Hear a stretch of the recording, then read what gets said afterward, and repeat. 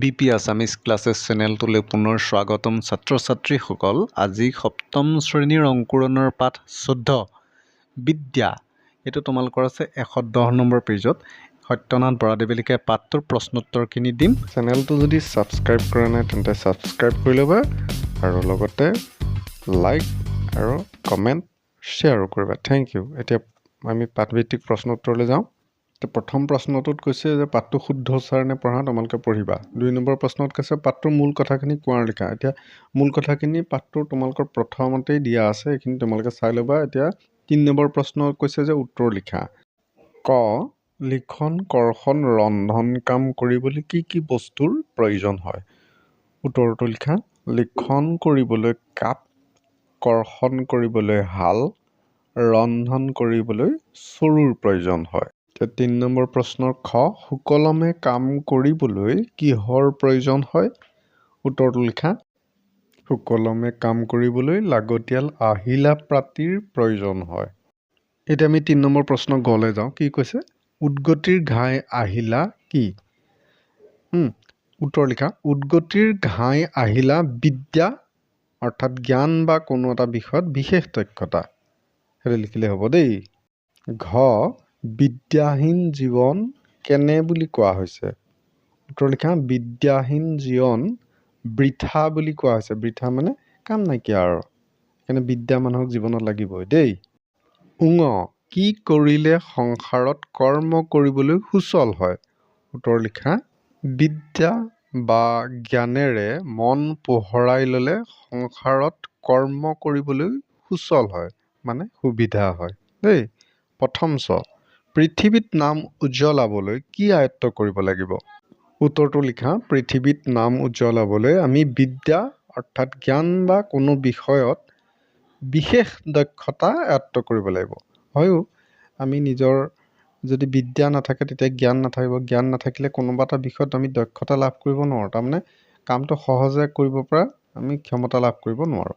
তাৰপিছত তৃতীয় চত কি সুধিছে? কি থাকিলেও খনিকৰে আন্ধাৰত চিত্ৰ আঁকিব নোৱাৰে?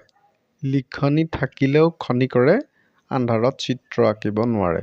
তাৰমানে লিখাৰ কাপ, মৈলাম এনেকৈ যিবিলাক এইবিলাক চিত্ৰ আঁকিবলৈ লাগে, সেই বস্তুবোৰ থাকিলেও যদি আন্ধাৰেই হয় আঁকিব কেনেকৈ, নহয় জানো? পোহৰ লাগিব, ৰশ্মি লাগিব, সেইটো কথা কৈছে দেই। ঠিক আছে ছাত্ৰ-ছাত্ৰীসকল, তোমালোকৰ 4 নম্বৰ প্ৰশ্নত কৈছে সত্য নে অসত্য লিখা। একে সত্য নে অসত্যও আহিব পাৰে, শুদ্ধ নে অশুদ্ধ এনেকৈও আহিব পাৰে, বা ভুল নে শুদ্ধ এনেকুৱা। এতিয়া ক, কাপ নহ'লে লিখন কাম কৰিব নোৱাৰি। এইটো কি হ'ব বাৰু?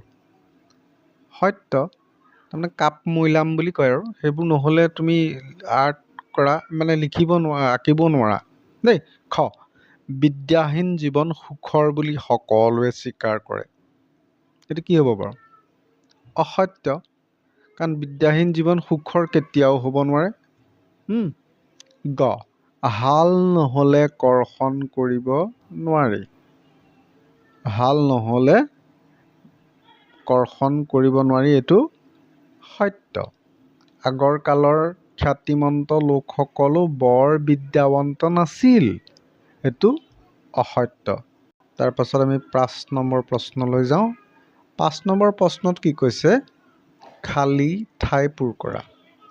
ক, লাগতিয়াল ড্ৰেছ যতনাই নল'লে কোনো কাম ড্ৰেছ কৰিব নোৱাৰি। কি হ'ব? তোমালোকে পাঠটো পঢ়িলে এইবিলাক ফিল আপ কৰিব পাৰিবা দেই। সেইকাৰণে পাঠটো পঢ়িব লাগে, সেইকাৰণে দিছে আচলতে। উত্তৰ, লাগতিয়াল আহিলা পাতি যতনাই নল'লে কোনো কাম সুকলমে কৰিব নোৱাৰি। এতিয়া কি হ'ল? লাগতিয়ালৰ পিছত কি হ'ল? আহিলা পাতি আহিল আৰু কাম সুকলমে কৰিব নোৱাৰি। সুকলমেটো দেই। খ, এইবোৰ কামৰ যেনে ড্ৰেছ আহিলা পাতি আছে, ড্ৰেছ তেনে সুকীয়া ড্ৰেছ আছে।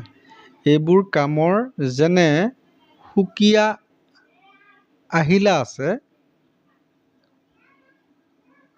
তাৰপিছত উদ্গতি সাধাৰণ আৰু তাৰমানে এই ড্ৰেছটোত উদ্গতি আহিল, তেনে সুকীয়া আহিলা আছে।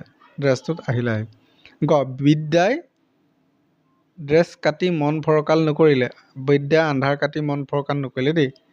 মানুহে তাৰ ড্ৰেছ লগাবলৈ ঠাই নাপায়, ক্ষমতা লগাবলৈ ঠাই নাপায়। ড্ৰেছৰ ঠাইত ক্ষমতা। ঘ ড্ৰেছ নহ'লে লিখন কাম কৰিব নোৱাৰি। কাপ নহ'লে লিখন কাম কৰিব নোৱাৰি। উঙ বিদ্যাৰে বিদ্যাৰে মন ড্ৰেছ নল'লে, বিদ্যাৰে মন পোহৰাই নল'লে দেই। ড্ৰেছৰ ঠাইত পোহৰাই হ'ল।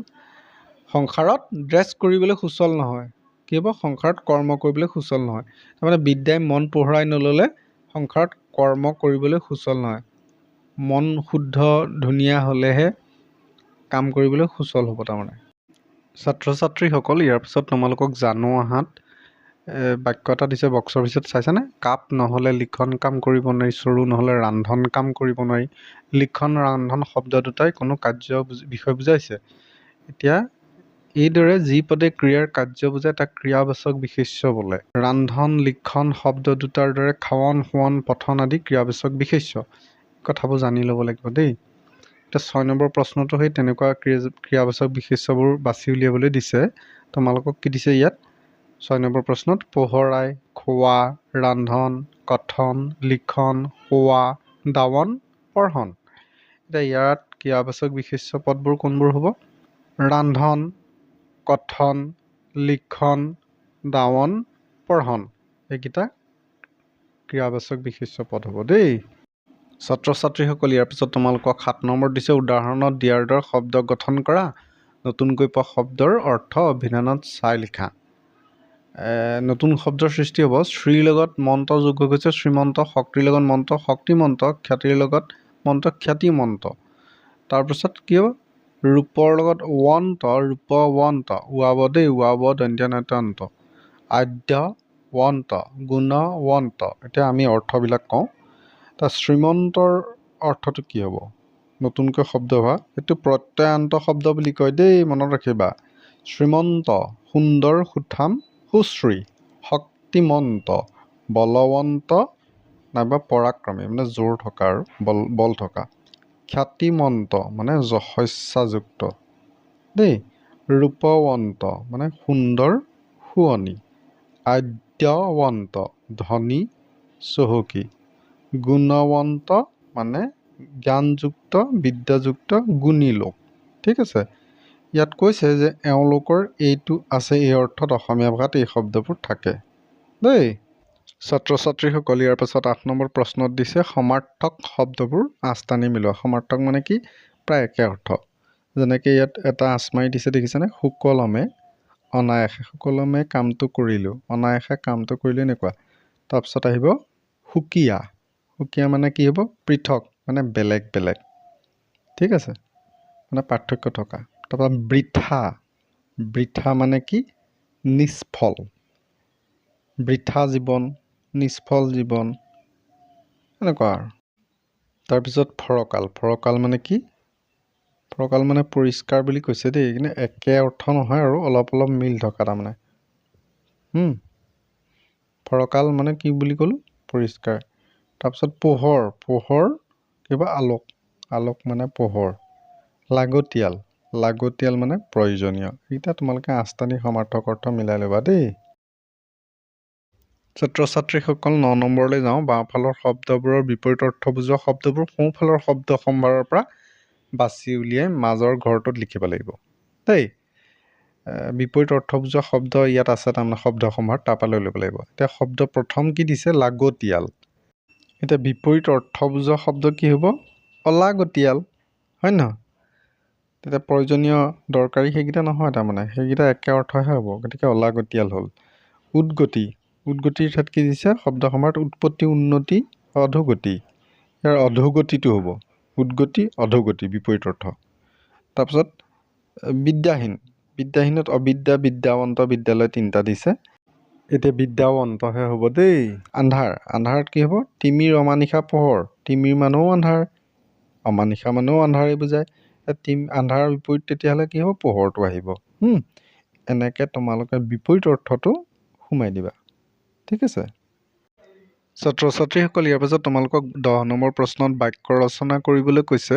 খ্যাতিমন্ত, উদ্গতি, পৃথিৱী, খনিকৰ বৃথা মই আগতেও কৈছোঁ শব্দবিলাকৰ অৰ্থ জানি ল'লে বাক্য ৰচনা কৰিবলৈ সুবিধা দেই, গতিকে অৰ্থবিলাক সদায় ভালকৈ জানি ল'বা। এতিয়া বাক্য ৰচনাৰ উত্তৰখিনিলৈ যাওঁ। এতিয়া লিখি যাবা তোমালোকে। খ্যাতিমন্ত, পুৰণি কালৰ খ্যাতিমন্ত লোকসকল বিদ্যাৱন্তও আছিল। মানে খ্যাতিয়ে আছিল এনেকুৱা নহয়, তেওঁলোকে বিদ্যাও জানিছিল, তেওঁলোকৰ বিদ্যাও আছিল তাৰমানে দেই। পুৰণি কালৰ খ্যাতিমন্ত লোকসকল বিদ্যাৱন্তও আছিল। উদ্গতি, পৰিশ্ৰমেই উদ্গতিৰ মূল।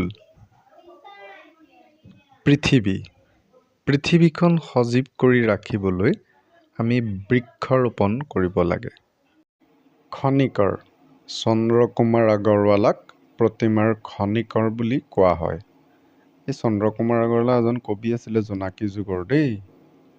ত্ৰিমূৰ্তিৰ এক মূৰ্তি বুলিও কয় চন্দ্ৰকুমাৰ আগৰৱালাক, বা সেইটো কৈছোঁ অপূৰ্বাকৈ।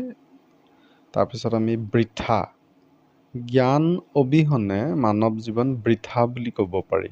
জ্ঞান অবিহনে মানৱ জীৱন বৃথা বুলি ক'ব পাৰি। এয়া এনেকৈ হৈ গ'ল। ছাত্ৰ ছাত্ৰীসকল, ইয়াৰ পাছত তোমালোকৰ 11, 12, 13, 14, 15, 16 প্ৰকল্পৰ কামৰ পৰা ধৰি জ্ঞান সম্প্ৰসাৰণৰ এই প্ৰশ্নবিলাক তোমালোকে নিজে নিজে কৰিবলৈ যত্ন কৰিবা, তেতিয়া ভাল হ'ব।